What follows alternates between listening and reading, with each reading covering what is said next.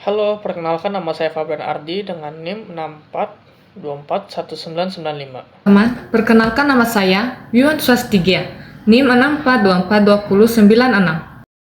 Perkenalkan nama saya Adrianus Felison. Pada kesempatan ini saya akan menjelaskan isi poin singkat dari kelompok 7 mata kuliah keuangan. Langsung saja kita langsung ke pendahuluan. Yang pertama itu isi poin singkat, literasi keuangan sangat penting di era modern. Yang kedua itu mahasiswa perlu memahami budgeting, investasi, dan pasar modal. Yang ketiga itu tingkat literasi keuangan mahasiswa masih rendah. Yang keempat, UBSI mengadakan seminar dan kunjungan ke Bursa Efek Indonesia sebagai solusi. Kegiatan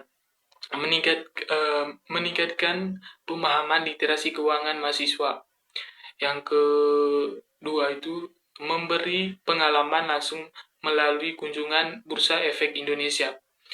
Yang ketiga, mendorong mahasiswa mulai investasi secara bijak. Poin ketiga itu manfaat kegiatan, meningkatkan literasi keuangan. Yang kedua, menambah wawasan investasi. Yang ketiga itu menumbuhkan minat investasi sejak dini. Jenis kegiatan. Yang pertama itu nama kegiatan itu seminar literasi keuangan dan kunjungan ke Bursa Efek Indonesia.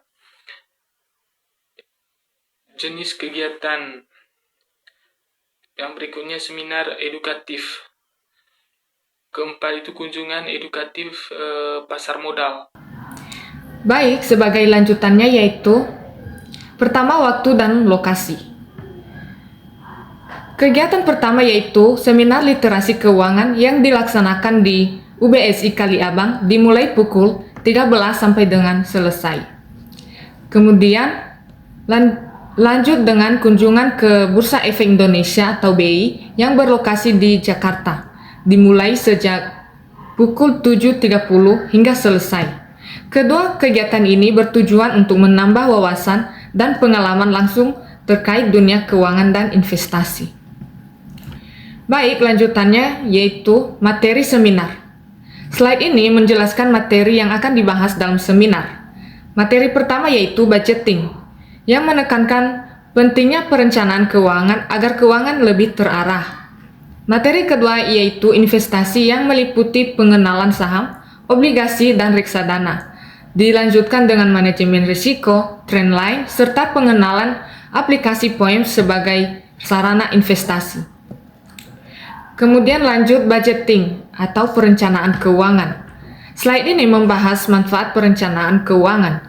Perencanaan keuangan memiliki beberapa manfaat utama yaitu membantu mencapai tujuan finansial, mendukung pengambilan keputusan yang lebih bijak, membentuk disiplin dan konsistensi dalam mengelola keuangan, serta membantu dalam manajemen risiko keuangan di masa depan. Kemudian lanjut budgeting dan dukungan terhadap investasi. Slide ini menjelaskan bagaimana perencanaan keuangan mendukung investasi. Langkah pertama yaitu analisis kondisi finansial untuk mengetahui kemampuan keuangan kita. Yang kedua, alokasi dana, yaitu membagi dana sesuai kebutuhan dan tujuan. Kemudian yang ketiga, memilih instrumen investasi yang sesuai dengan profil risiko. Dan yang terakhir, evaluasi rutin agar investasi tetap sejalan dengan tujuan keuangan. Oke, lanjut investasi saham. Slide ini menjelaskan pengertian saham. Saham merupakan bukti kepemilikan atas suatu perusahaan yang diperdagangkan ke bursa efek. Investor berhak atas dividen dan memiliki peluang memperoleh capital gain dari kenaikan harga saham. Namun, investasi saham memiliki risiko yang lebih tinggi sebanding dengan potensi keuntungan yang lebih besar. Kemudian, investasi obligasi. Slide ini membahas tentang obligasi. Obligasi adalah surat utang jangka menengah hingga panjang yang diterbitkan oleh pemerintah atau perusahaan. Investor akan memperoleh imbal hasil berupa kupon, bunga secara berkala, dan pengembalian pokok saat jatuh tempo. Karena risikonya relatif lebih rendah, obligasi sering dianggap sebagai instrumen investasi yang lebih aman.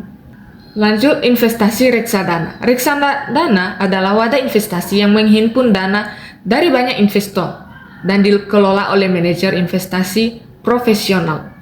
Instrumen ini cocok untuk pemula karena modal terjangkau, risiko terdiversifikasi, dan pengelolaannya dilakukan oleh ahli.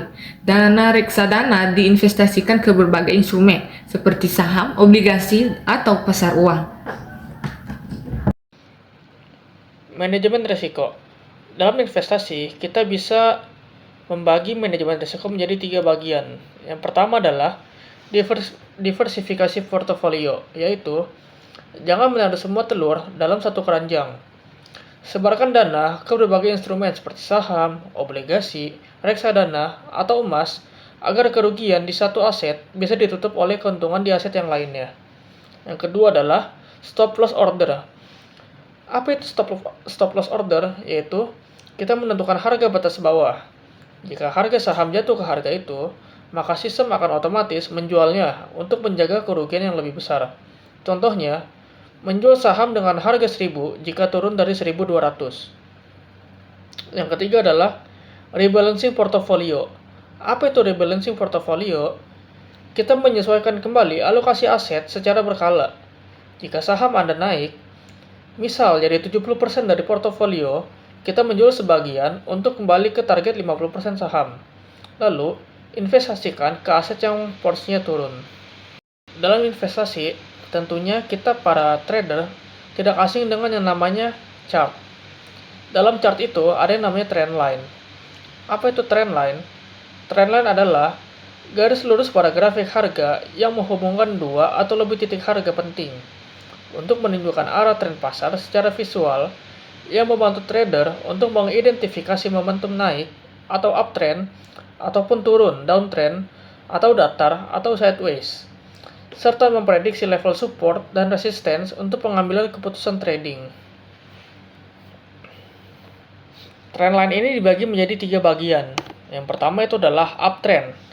Uptrend adalah kondisi di mana pasar sedang mengalami kenaikan atau disebut juga dengan bullish. Yang kedua, downtrend. Downtrend adalah kondisi di mana pasar mengalami penurunan atau biasa disebut dengan bearish.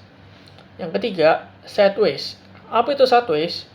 Sideways adalah posisi pasar yang menunjukkan bahwa pasar itu tidak naik ataupun turun, yang artinya adalah sejajar. Selanjutnya, kalau tren naik, biasa ditandai oleh gambar banteng atau yang disebut dengan bullish. Sedangkan kalau tren turun, biasa ditandai dengan gambar beruang atau yang disebut dengan bearish. Kemudian, support dan resistance.